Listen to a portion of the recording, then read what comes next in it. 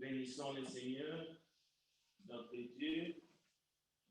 C'est un grand jour où nous nous prosternons devant sa face, le peuple réuni pour adorer son Saint-Nom. Le message de ce matin s'inscrit dans les grands thèmes de l'adoration, ce premier jour de la semaine. Je vous invite pour compléter la lecture que nous venons d'entendre, que notre frère Kerly a dirigé, de chercher dans votre Bible, dans la deuxième épître de Paul aux Corinthiens, au chapitre 8. Nous allons voir comment les membres de l'Église ont adoré aussi, mais dans le cadre de la colère.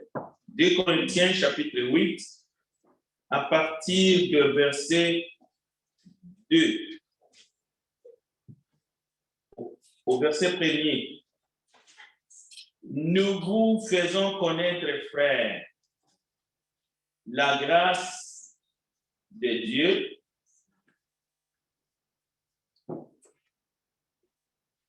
qui s'est manifestée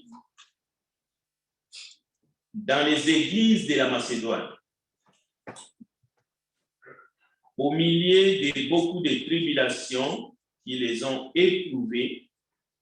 Leur joie débordante et leur pauvreté profonde ont produit avec abondance des riches libéralités de leur part.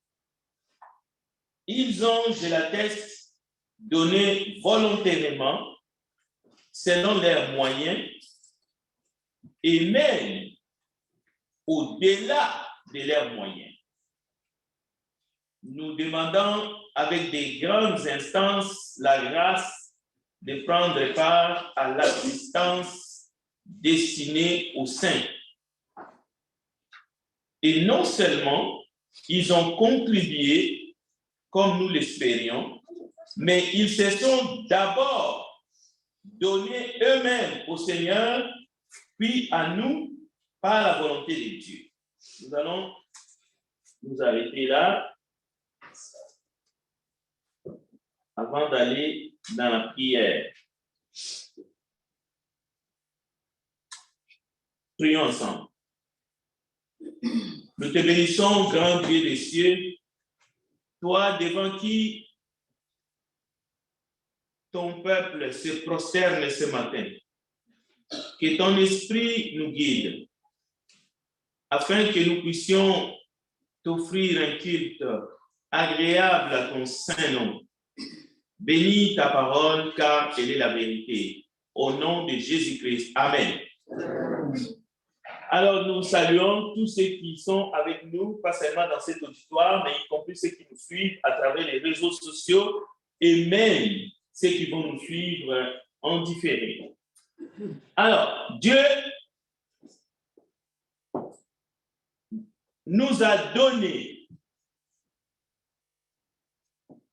son Fils unique. La Bible dit, car Dieu a tant aimé le monde qu'il a donné son Fils unique, afin que quiconque croit en lui ne périsse point, mais qu'il ait la vie éternelle. Mais l'histoire de l'homme ou de l'humain avec le Seigneur Dieu, l'Éternel, ne commence pas là. Qu'avons-nous vraiment besoin? Et d'ailleurs, je bénis le Seigneur pour l'étude que notre frère Jean Panel a présentée, parce que vous comprendrez qu'il y a un fil conducteur dans tout ce que nous avons commencé déjà depuis le début de ce mois. Posons-nous la question. Qu'avons-nous vraiment besoin? Je comprends que le thème de l'étude de ce matin est très important parce que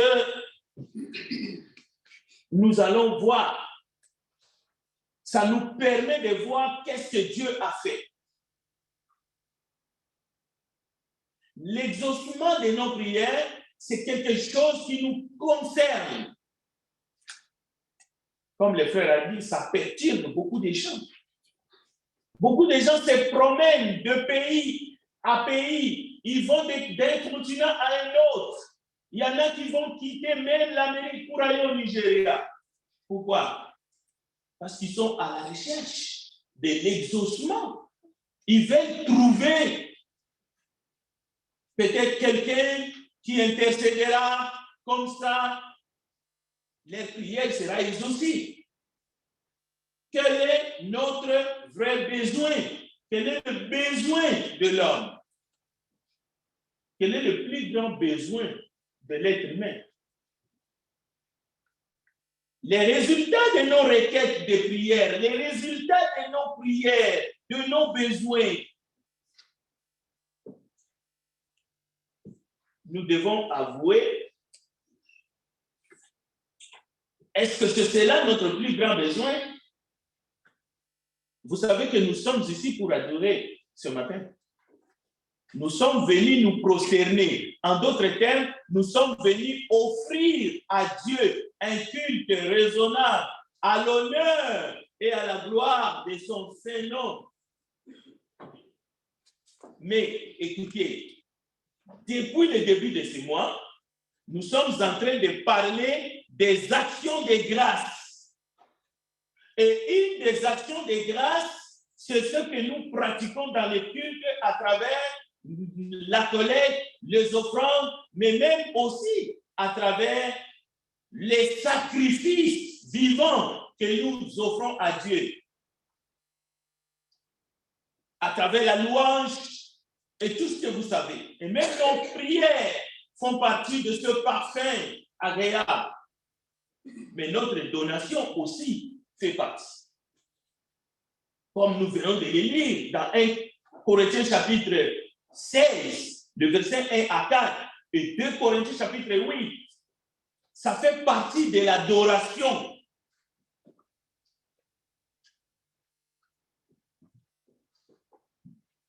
Il est écrit, donnez et il vous sera donné. Et nous venons d'entendre que les chrétiens de Macédoine se sont donnés eux-mêmes à Dieu. Ils se sont donnés d'abord eux-mêmes à Dieu. Et ensuite, ils ont participé avec joie dans une collecte en faveur des saints qui étaient à Jérusalem.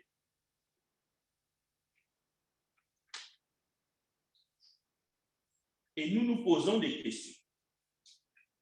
Et ces questions sont valables. Pourquoi ma prière n'est-elle pas exaucée? Ou que dois-je faire pour que ma prière soit exaucée? Et nous avons la réponse dans la parole de Dieu. Par exemple, donnez et il vous sera donné. Il y a des principes que Dieu a mis. Par exemple, Dieu ne donne pas à ceux qui ne sont pas généreux. Dieu ne fait pas miséricorde à ceux qui sont incapables de faire miséricorde. Dieu ne pardonnera pas tes péchés si toi, tu es un endurci et que tu ne veux pas pardonner, ceux qui t'ont offensé. Dieu n'exauce pas les égoïstes, mais dans tous les sens du terme. Notre plus grand besoin ce matin, c'est la grâce de Dieu, et je peux même dire son esprit. S'il y a une promesse que Dieu a faite à tous les humains, croyants ou non croyants, mais qui veulent sa grâce, et là où Dieu a pris l'exemple des êtres humains en disant mauvais que vous êtes, vous savez donner de bonnes choses à vos enfants. Et personne ne donnera à son enfant un serpent s'il lui demande du pain. Mais l'Esprit Saint parler de lui-même. J'ai dit l'Esprit Saint qui a inspiré les Écritures. Dans ce contexte-là, il s'agit de ceux qui vont demander au Père le Saint-Esprit. Mais dans l'exemple de Paul, lui qui était persécuteur et à un moment donné est devenu apôtre, évangéliste, et il s'est retrouvé dans une situation difficile. 2 Corinthiens chapitre 12, verset 8. Écoutez, il dit, 3 fois j'ai prié le Seigneur de faire quelque chose pour moi, de l'éloigner de moi. Et nous faisons cette démarche-là parfois tout en étant croyants, fidèles. Nous demandons à Dieu. Le verset 9 de 2 Corinthiens chapitre 12, l'apôtre dit, il m'a dit, ma grâce est ici, car ma puissance s'accomplit dans la faiblesse. Alors ce matin, si vous êtes venus adorer, le Seigneur nous dit la même chose. Et sa grâce nous suffit.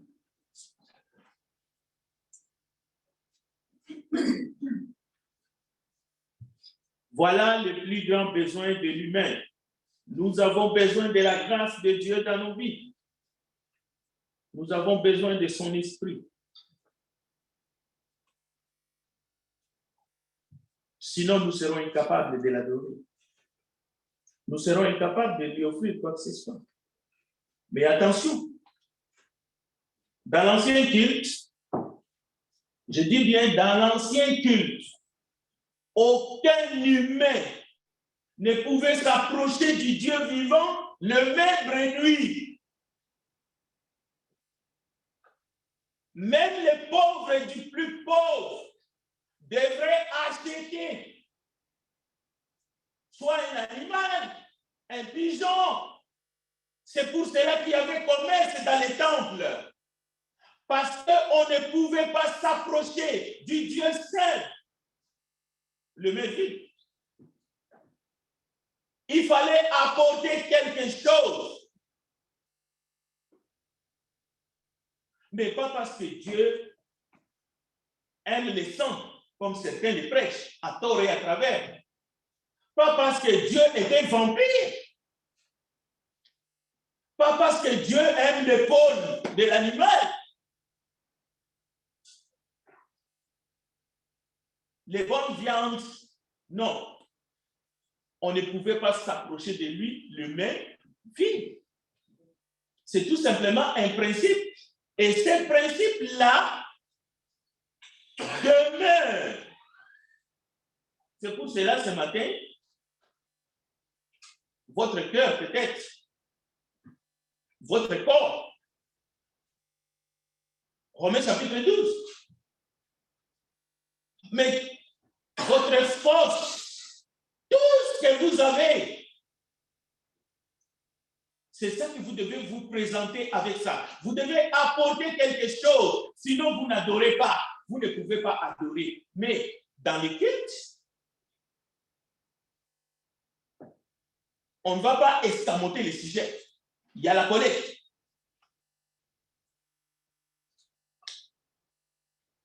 Écoutez, nous voyons dans l'ancien culte, il fallait offrir quelque chose. Dans le culte de Baal, ceux-là qui offraient leurs enfants, ils étaient en abomination à l'Éternel parce qu'ils offraient à Baal, ils offraient à Moloch. Il ne faut pas penser autre chose.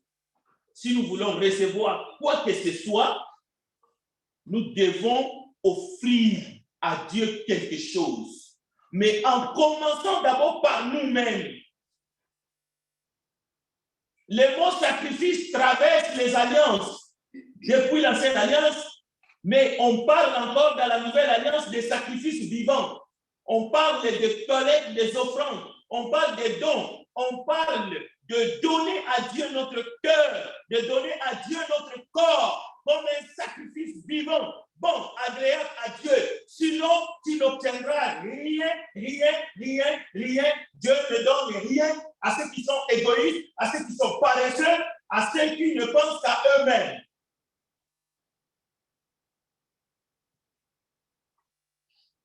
Oui, nous parlons de l'adoration, nous parlons de l'exaucement de la prière. Nous parlons que nous devons nous approcher de Dieu avec crainte et avec tremblement, mais en écoutant sa parole et en faisant ce qu'il nous dit, afin que notre culte soit agréable en esprit et en vérité.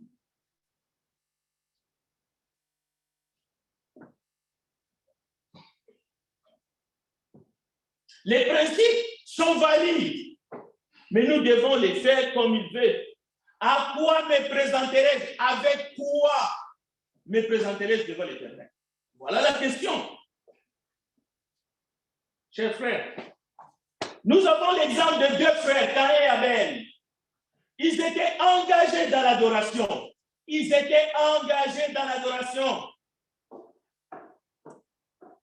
ont appris de leur père. Ils ont appris de leur mère. La Bible dit, il est écrit. Vous pouvez aller voir dans le livre de la Genèse, chapitre 4, c'est le livre des origines. Caïn apporta à l'Éternel une offrande de fruits de la terre. Les deux frères adoraient. Et Abel aussi apporta quelque chose. Mais parmi les deux frères, un seul adorateur était agréable à Dieu, tandis que l'autre ne l'était pas. Mais ils étaient de la même famille. Ils avaient le même sang. Ils avaient les mêmes parents. Ils avaient le même père biologique, la même mère biologique. Ils avaient le même créateur. Mais un seul adorait. Un seul offrait de manière agréable. Cela veut dire, si ton cœur n'est pas droit, c'est un problème. Le Seigneur, l'Éternel, n'avait aucun égard sur Caïn. Souvent, nous disons seulement sur l'offrande de Caïn. La Bible dit, l'Éternel n'avait aucun égard sur Caïn et sur son offrande. Posez-vous la question. Maintenant, Dieu ne change pas.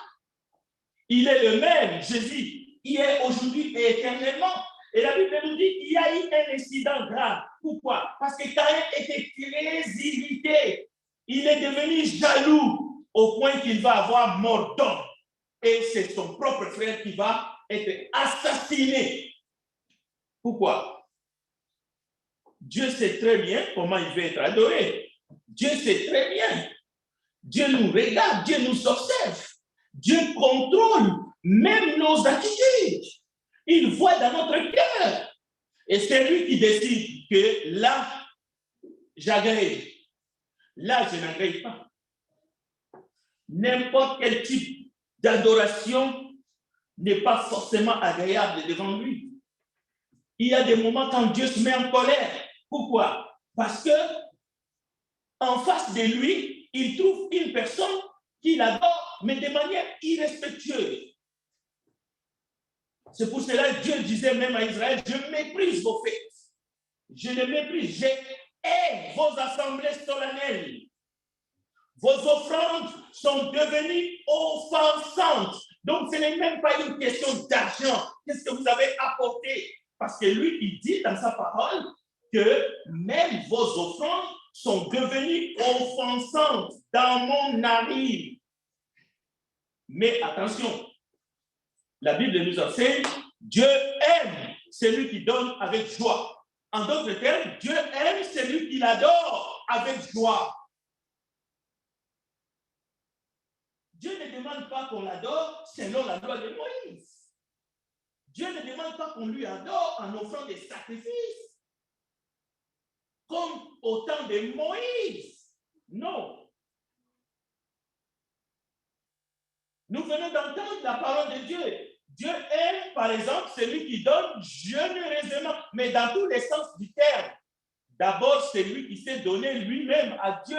Aujourd'hui, c'est la grâce de Dieu qui vous suffit. D'abord. Mais en plus de cela, son Saint-Esprit. Maintenant, vous allez faire la volonté de Dieu. Parce que vous êtes en lui, vous allez comprendre pourquoi l'offrande d'Abel était agréée. Hébreu le dit, c'est par la foi que Abel, il a offert à Dieu. Il a obéi. Maintenant, si ce n'est pas par la foi, pensez-vous que Dieu sera content? Non, il ne sera pas content. De même, il y a certaines choses que nous ne faisons pas dans le cadre de l'adoration, y compris l'adoration. C'est parce que nous n'avons pas la foi. Alors vous pouvez prier matin, midi, soir, et dire que vous avez la foi, alors que vous n'adorez pas Dieu comme vous devriez le faire. Vous négligez un certain nombre de choses, mais vous ne serez jamais exaucé. Oubliez. Oubliez ça. Dieu ne va pas violer ses principes. Mais il y a quelque chose encore de plus grand que le sacrifice. Qui peut faire un don ce matin à l'Éternel? Qui peut offrir à l'Éternel ce matin? Qui peut offrir à Dieu un culte? Qui peut participer à la table du Seigneur et qui peut participer à la collecte du premier jour de la semaine? Qui? Ce n'est pas n'importe qui. Parce qu'il s'agit de rendre honneur à Dieu. Celui qui ne fait pas une des choses que je viens de vous citer, il y en a plusieurs, ne rend pas honneur à Dieu. Ne comprend pas l'adoration, ça dit quoi? L'adoration, ce n'est pas venir ici et parler fort comme je suis en train de le faire. Je suis un instrument. Je suis en train de dire les oracles de l'Éternel.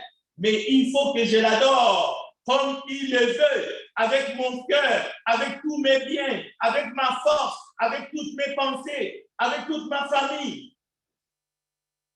Sinon, je suis comme une cymbale. Je suis juste en train de émettre un son fort. Tu peux donner tous les biens, tous tes biens, toutes les possessions matérielles. Tu peux même donner ton corps pour être brûlé. Tu peux tout distribuer aux pauvres. Ça ne veut pas dire que tu l'adores comme il veut. Qui peut faire un don? C'est celui qui a compris comme Job. Parce qu'un homme peut venir au secours de l'Éternel. J'ai entendu dans certaines assemblées où j'ai été invité, regardez les membres du comité de soutien. On peut se demander, ces gens-là soutiennent qui? L'Éternel des armées? L'Éternel des armées? Il peut se soutenir tout seul. Il peut utiliser même les pierres. Mais quand même, nous devons l'honorer avec nos biens. Nous devons l'honorer avec tout ce que nous avons. Et nous devons être obéissants. Nous devons être soumis à sa parole. Écoutez, Job a compris quelque chose que nous devons comprendre nous aussi. L'Éternel fait de grandes choses que nous ne comprenons pas, qui nous dépassent. Il dit à la neige, tombe sur la terre. Il dit à la pluie, même aux plus fortes pluies. Il parle. Job chapitre 37, verset 5. C'est pourquoi les hommes doivent les craindre. Toujours dans les livres de Job, il est dit, qui est celui qui obscurcit mes desseins par ses discours sans intelligence? Connaît-il les lois du ciel? Qui a mis la sagesse dans le cœur? Qui a donné l'intelligence à l'esprit? Eh bien, c'est l'Éternel. Dieu n'est pas un mendiant. C'est celui qui comprend que Dieu ne mendie pas. Dieu, ce n'est pas un sans-abri.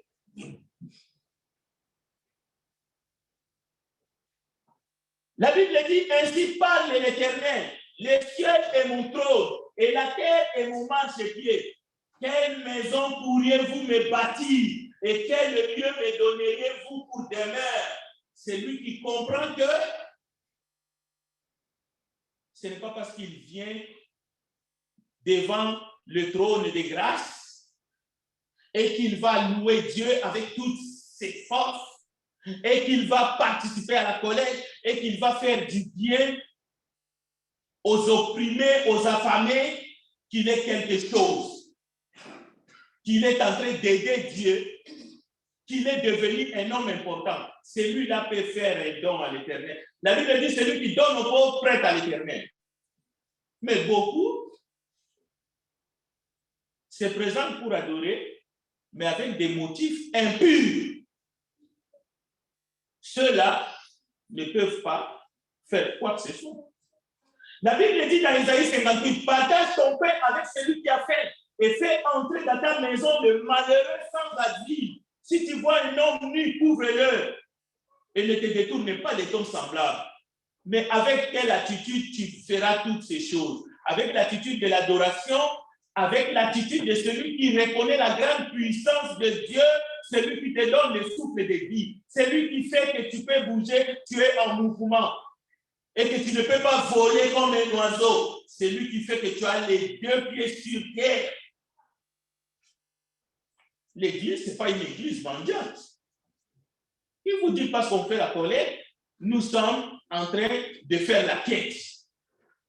Nous ne faisons pas la quête. Nous ne prêchons pas la collecte parce que nous sommes en état de mendicité. Non, ça fait partie de l'adoration. Attention, tu participes, tu adores Dieu. La même chose, la table du Seigneur, c'est pour ceux qui adorent Dieu.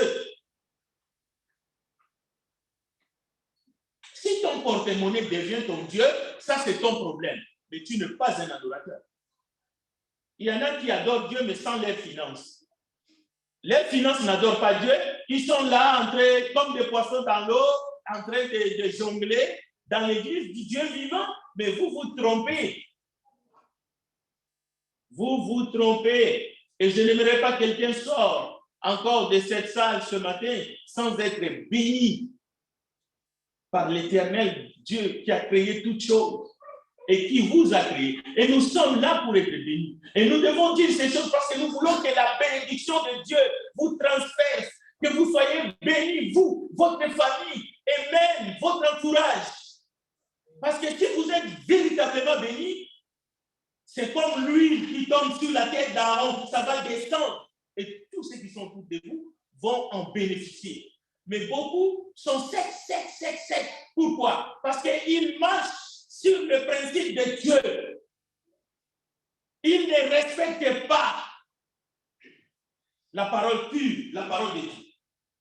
Romain nous dit, ô profondeur de la richesse, de la sagesse et de la science de Dieu, que ces jugements sont insondables.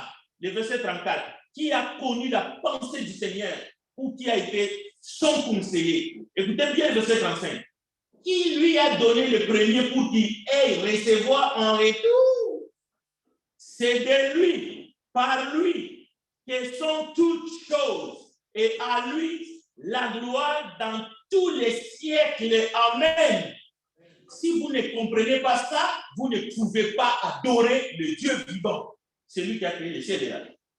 C'est pour cela que vous trouvez dans des rapports, dans des assemblées comme ce matin, il y a encore des gens qui sont orgueilleux. Orgueilleux pour ce qu'ils ont, orgueilleux pour ce qu'ils sont, mais la Bible dit qu'as-tu que tu l'as reçu? Et si tu l'as reçu, pourquoi te glorifies-tu? Nous sommes obligés, et la parole de Dieu nous recommande de vous dire toute la vérité afin que vous soyez bénis. Parce que la Bible dit, voici le tabernacle de Dieu, mais avec les hommes.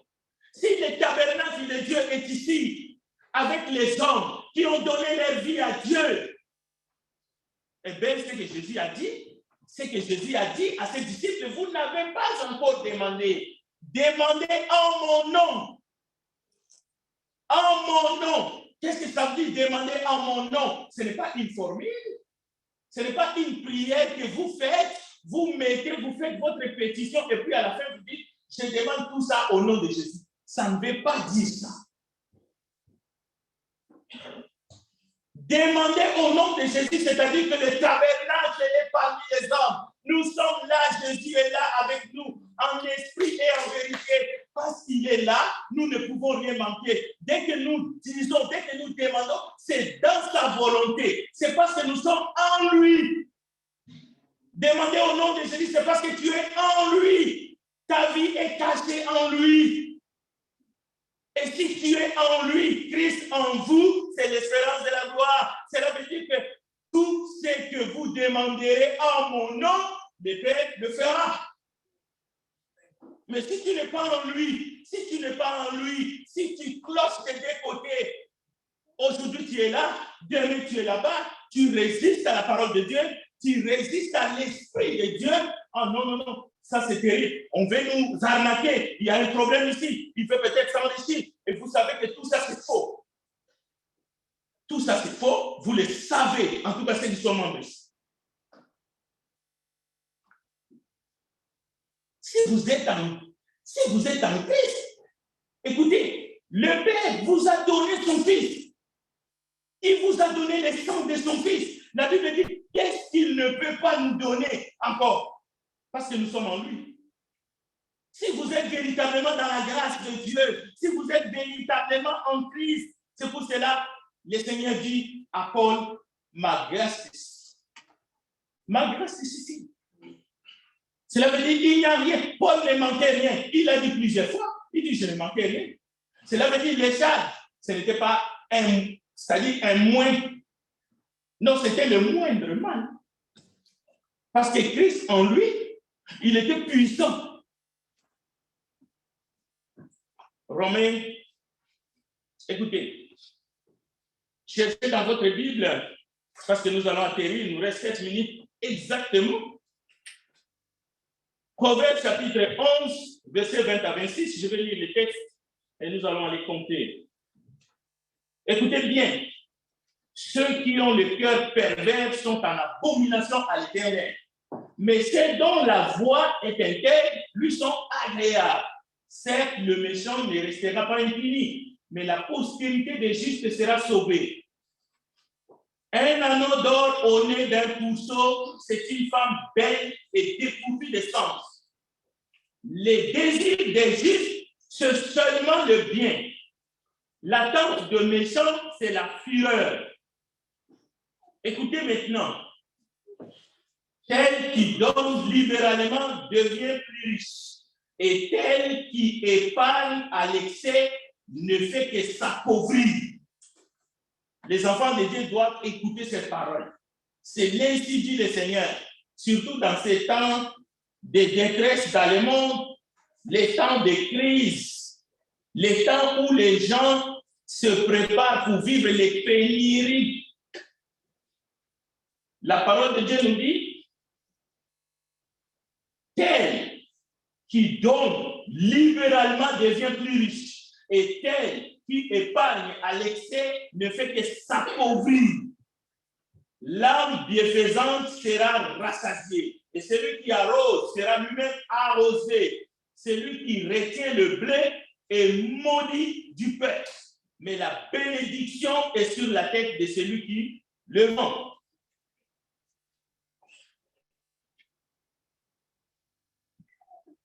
Imaginez un peu les scénarios suivants. Je vais conclure. La parole de Dieu dit, donnez et il vous sera donné. Quelqu'un peut me dire, mais Frédéric, je vais donner quoi? Je n'ai même pas assez pour manger dans cette journée. Donnez-vous vous-même. Donnez de votre temps. Servez Christ le Seigneur. Dieu a investi en vous. Vous avez des talents énormes. Vous pouvez venir en aide à plusieurs milliers de personnes. Mais vous devez vous bouger.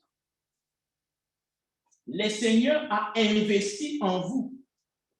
Vous êtes une personne extraordinaire. Vous avez les mains qui bougent. Vous avez les jambes. Vous avez la parole. Vous pouvez parler. Vous pouvez parler des oracles de Dieu.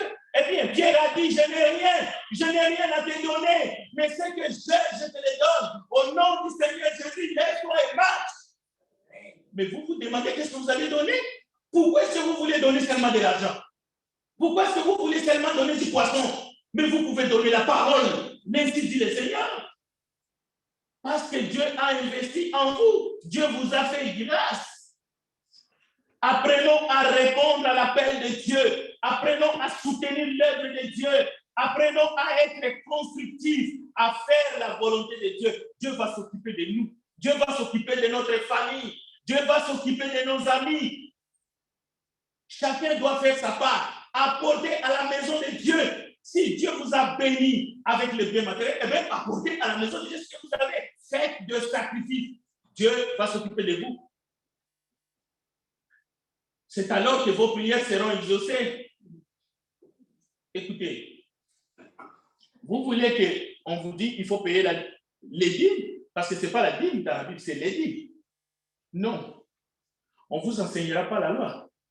Parce que les textes que nous avons lus ce matin nous montrent qu'il faut donner plus que la dîme. La dîme, c'est les 1/10. Non, dans la nouvelle alliance, il y en a qui ont donné tout leur nécessaire. Il y en a qui ont vendu leur maison. Ils ont vendu leur terrain. Ils ont apporté. Mais attention, vous devez donner selon votre prospérité. Ça, ce sont des principes, ce sont des voies pour les bénédictions secondaires. Mais la plus grande bénédiction, je viens de vous dire, Jésus est déjà mort sur la croix. C'est la grâce et l'Esprit Saint que Dieu donne gratuitement. Mais maintenant, si vous choisissez de vivre égoïstement, vous périssez. C'est la parole qui le dit. Ce n'est pas moi qui le dis. Si vous vivez dans les soucis du siècle présent, vous regardez un chef militaire qui bloque les bleus quelque part là-bas. Il se comporte un petit peu comme Abraham. Parce qu'Abraham est allé faire la guerre. Et il a pris le 1/10 du bulletin. C'est ça qu'il a donné à Melchisedec.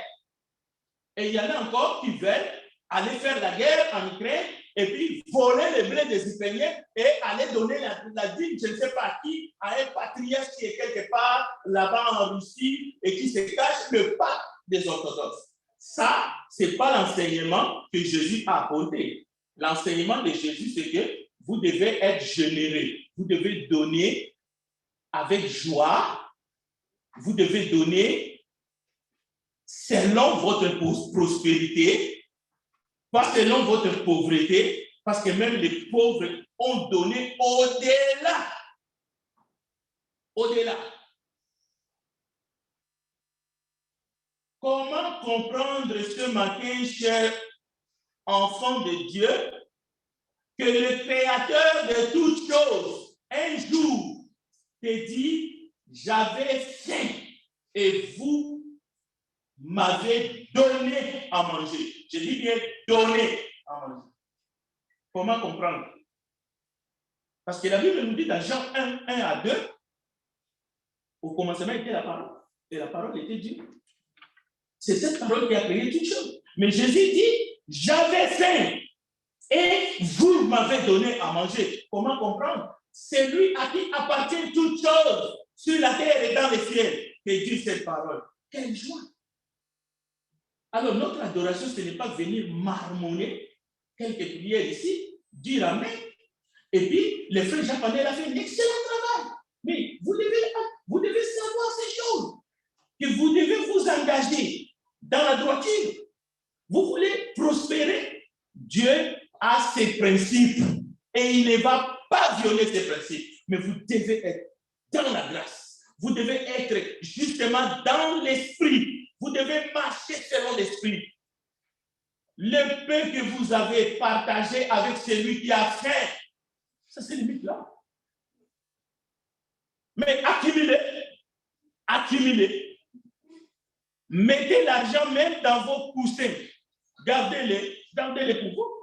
Vous vous appauvrissez. Et puis, Dieu n'est pas seulement ici, parce que nous sommes réunis. Oui, la Bible dit, il est au milieu de nous. Jésus l'a dit, mais il n'est pas seulement ici. Lorsque vous sortez et que vous vivez durant toute la semaine partout où vous êtes, mais lui, il est partout.